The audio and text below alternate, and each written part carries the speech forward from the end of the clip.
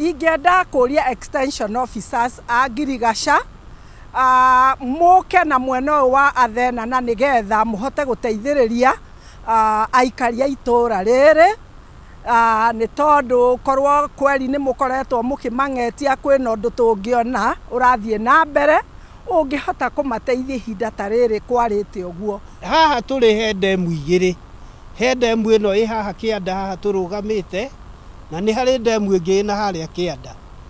Tũnyitanĩire na aikari tondũ hena gĩkundi gĩtagwo kĩa wakulima gũkũ na nĩ kũrĩ ikundi cia yuthi, kũrĩ ikundi itukanĩte, kũrĩ ikundi cia atumia.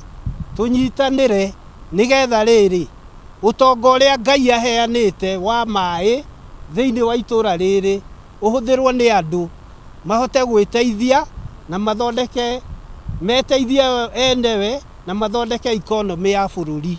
Njũĩ ici gũkũ Thĩka maĩ mahũthĩragwo ma Chania na Thika River, no Ngai nĩ aheanĩte maĩ mangĩ gũkũ. Kwĩna ithima ona gũkũ Athena gwĩtagwo gĩthima, nĩ tondũ kwĩna ithima ciĩkuo.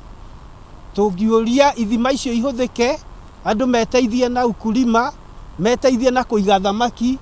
Rũĩ rũrũ rumĩte hanene rũthiĩte nginya Ngoingwa, rũgacoka rũgathiĩ nginya na kũrĩa Gatuanyaga. Koguo ũhoro ũyũ wa thamaki tũngĩwambĩrĩria no ũteithie population nene mũno ya Thĩka 10,000 okorwo ti 100,000. Korwo andũ arĩa marũgamĩrĩire fishery rĩ nĩ mokĩte itũra ta rĩrĩ rĩ, andũ aya mĩhuko yao nĩ ngĩrĩ mbeca, nĩ marĩmaga ng'ombe, nĩ marĩmaga ona mbũri no mende, no thamaki nĩ irĩ ũteithio wa mwanya. Tondũ korwo no tuone finance andũ mekũhota gũtũteithĩrĩria mwena wĩgiĩ mbeca no tũrute wĩra mũnene mũno.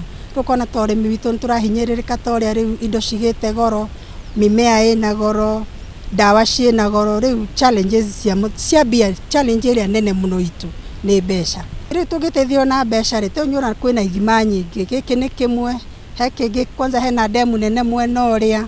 Rĩu tũngĩteithio na mbeca nĩ gwetha andũ matwenjere ndemu icio, tũthiĩ gwa fisheries matũikĩrie thamaki na tuone mbia cia irio na nĩgetha rĩu tũthiĩ na mbere.